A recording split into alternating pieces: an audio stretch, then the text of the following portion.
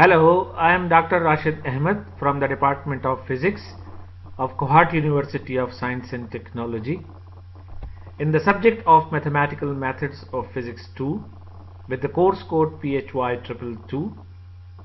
We are at the lecture number 10 and the topic is Bernoulli Equation. This is a special type of equation which is a differential equation but non-linear. It was invented by a Swiss mathematician and a physicist, Bernoulli, and can be used to model a variety of physical phenomena. In today's lecture, I will tell you that how we can first reduce this equation to a linear form and then solve this equation.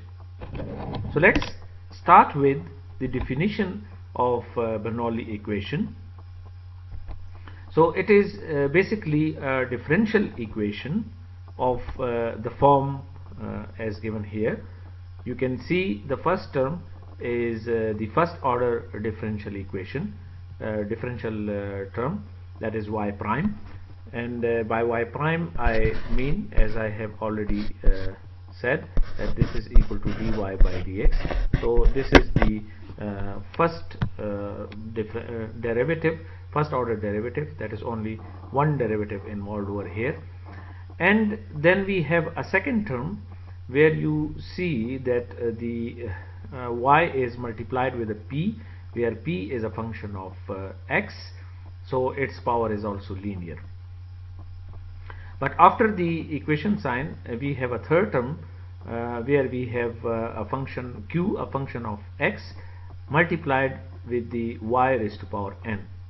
Over here you can see that y has a power of n which can be greater than 1. So therefore this equation is a non-linear equation. But the good thing is about this equation is that although it is a non-linear equation, but still we can reduce it to the linear form, and then we can solve it with the methods we already discussed in the previous lectures about linear first order differential equation. So as I already mentioned here that these p and q are functions of x. So whenever we have this type of equation, we also get something multiplied with the linear term, that is p, and something multiplied with the non-linear term q, and these are all functions of x. So let's first see that how we can reduce this equation to the linear form. So to do this, as I already mentioned, it is not linear, it can be reduced to the linear form. We define this another function z, let's say call it y is equal to raised to power 1 minus n, and if we take the derivative of this function, what we get is z prime 1 minus n, and here we have used the power rule for derivative, so this comes in front, 1 minus n, and y raised to power minus n, and further derivative of y is y prime is written as y prime. So what we have done now, that we have defined a new variable z is equal to y raised to power 1 minus n, and then we have taken its derivative and we get z prime and y prime on the two sides of the equation.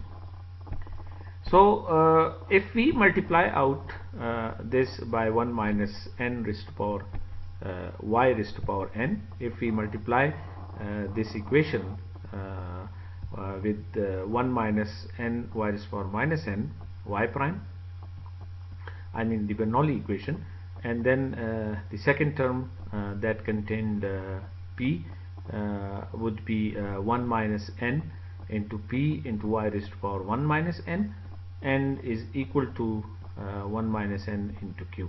So we multiplied the Bernoulli equation with this factor 1 minus n y raised to power n, and as we have previously defined the z prime, so that z prime is now equal to, because if you use the definition of the z prime over here now, then if you go back and see that z prime is equal to 1 minus n to y raised to power minus n in y prime.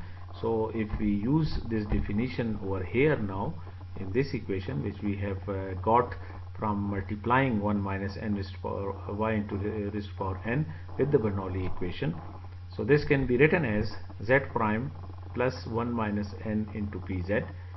You can easily check that this is this whole thing is actually the definition of z prime, and here one can also use the definition of z here, and this is 1 minus q. So you now can clearly see that this resulting equation is linear in z. So the Bernoulli equation was non-linear in y because it included the y raised to power n term, but now we have reduced it, or we have modified it in the manner that it is now linear. It looks like a linear, although it's not a linear, but it's look like a linear equation in the z, and you can see that it's and it is first order derivative, but a linear equation, and where z prime is the variable we are using over here. So once we have reduced the Bernoulli equation to the linear form, then the important question is to get it solved.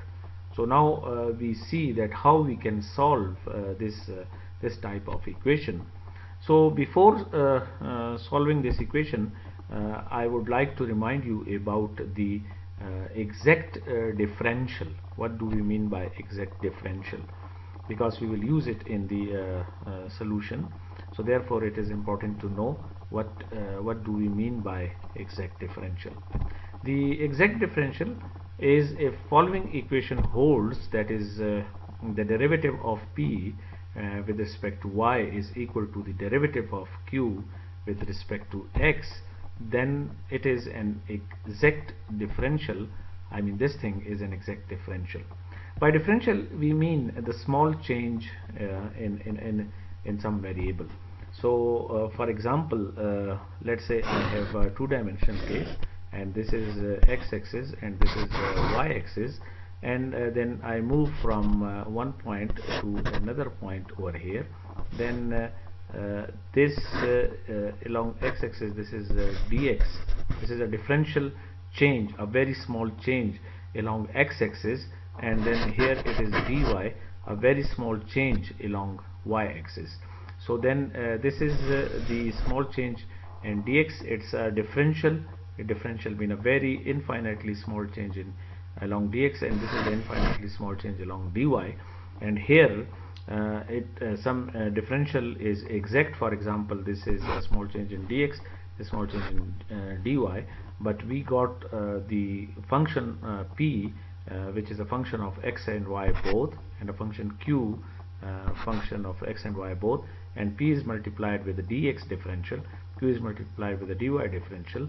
And then we now say, because it's now everything is a differential here over here in two dimensions, so we say that this is exact differential if this condition is satisfied. So if we take the derivative of p with respect to y, and we get something which is equal to the derivative of q with respect to x, then we say that this differential is an exact differential. Okay, so it was the definition of the exact differential. After this, I show you what is an exact equation. Then we say that there is a function f x of y, it's a function of both x and y, such that we say that p, the function of x and y in last slide you have seen, is equal to the del f by del x, and q is equal to the del f by del y. Then this equation we say is an exact equation. So I shown you what the exact differential is, and now the exact equation we are talking about is that when p and q are defined like this, and we say that there exists some function f whose total differential in f, that is df, is equal to the partial differential in x plus the partial differential in y, then this equation is called an exact equation. And then there is we need to find the f, and there are methods exist which helps us to find f in some particular situation. Okay, so the differential equation, this p dx plus q dy, or we can write it like y prime is equal to minus p by q. You can put this equation into this form, you can do it easily, and because you can take it onto the other side. For example, you can see this. If I take it onto the other side, I will get the p dx is equal to minus q dy.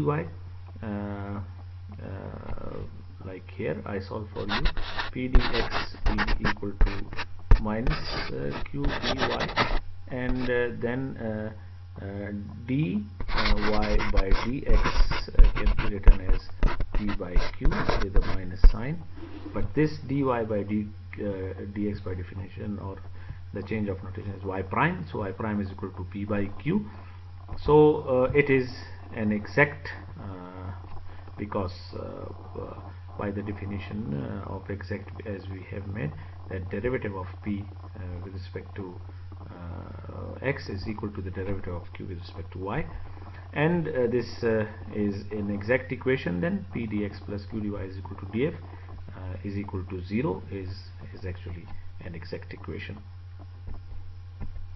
So the solution of this exact equation is then very simple, that is f is equal to constant, because we know now that df is equal to 0. In this case, you see that when p dx plus q dy is equal to 0, but this p dx plus q dy is equal to df, but derivative of something is 0, then it means that it is constant, so fy is equal to constant.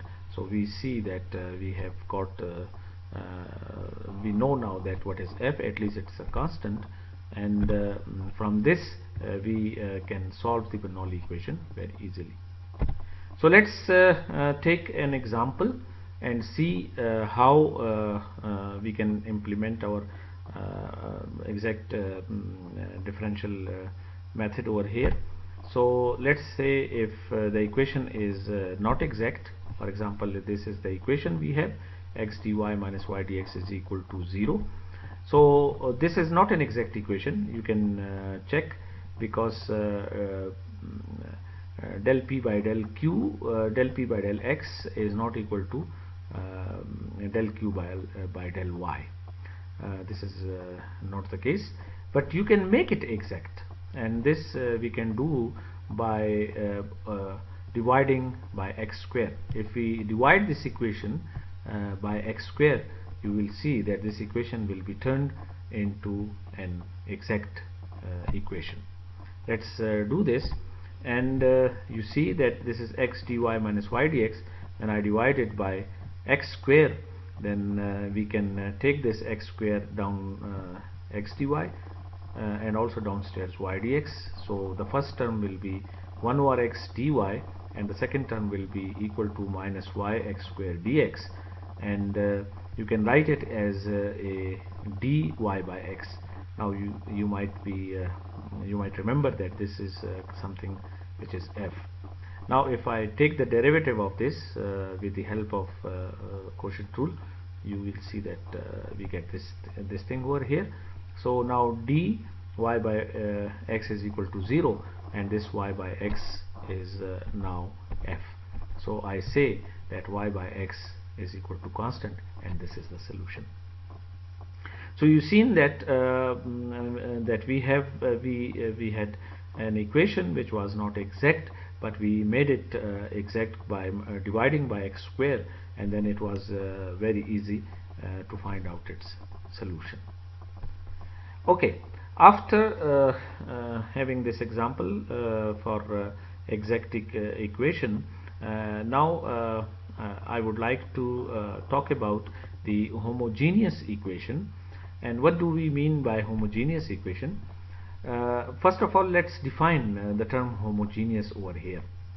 A function that can be written as x raised to power n and f of y by x is called a homogeneous. Is, for example, if this function is, you can see, for example, is this one, where x cube minus xy square, this is some function, so this is x cube, this is x cube over here, you can see, and this is some function of y by x in the brackets.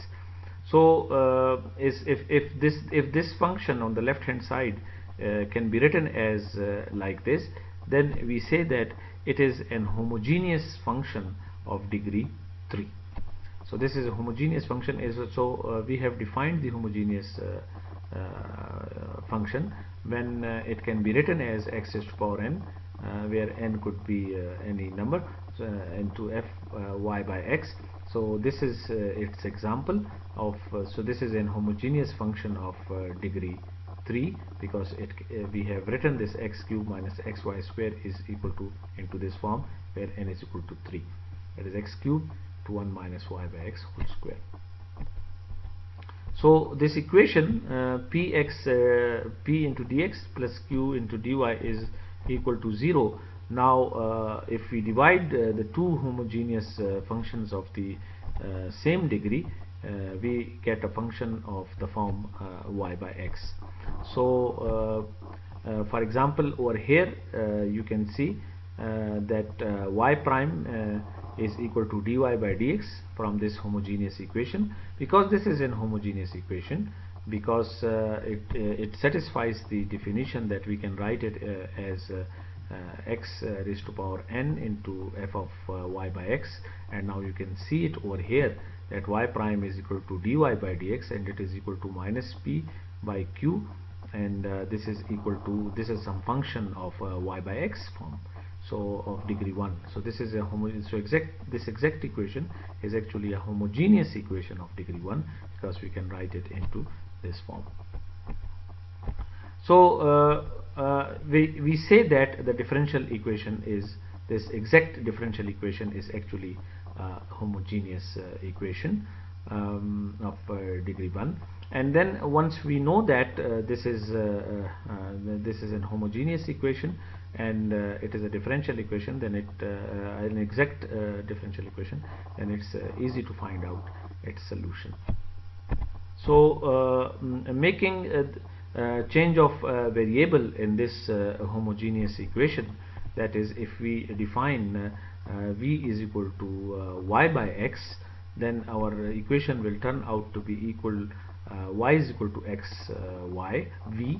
And now you see that it is actually a separable equation in the variables x and v. So we can separate the equations and separate the variables, and it will be very easy to obtain the solution of this equation, which was initially looked difficult, but we have since we know that it is an exact equation and also homogeneous equation, so we just change the variables and put it into a separable form, which is easy to solve. So separable equation in v and x, and easily solvable, as I have already mentioned. So these are the references which you need to look at. And to summarize what we have done in today's lecture is we learned about the Bernoulli equation. The first important point is to note that Bernoulli equation is not a linear equation, because it contains the power of y raised to power n. Y is a variable in the Bernoulli equation, and n could be greater than 1, that it could be 2 or 3, so it's not a linear equation. But important point is that we can reduce this Bernoulli equation, this nonlinear Bernoulli equation, to the linear one, and that we have done by defining a new variable z, and by proper definition we were able to put the Bernoulli equation into linear form. And once we have done that, then we have learned that what are the exact differentials and exact equation. And after knowing that p xn plus qd pd xn plus qdy is equal to df, and it is an exact differential, we were able to write the Bernoulli equation as an exact differential equation. And for that exact differential equation, it was very easy to find out f, because df is equal to 0 meant that f is constant, and then finding out f given us the solution. After doing that, I also shown you the homogeneous equation, that we can write some function as a homogeneous function if we could write it as a multiplication of x to the power n into some function of y by x. And once we have written that, we seen that this exact equation is actually a homogeneous equation of degree 1, and therefore it was simple then to solve these homogeneous equations using the method for exact equations. So I hope you now know that how Bernoulli equations are defined, and how they are made linear, and how we can solve them. With this, I thank you all.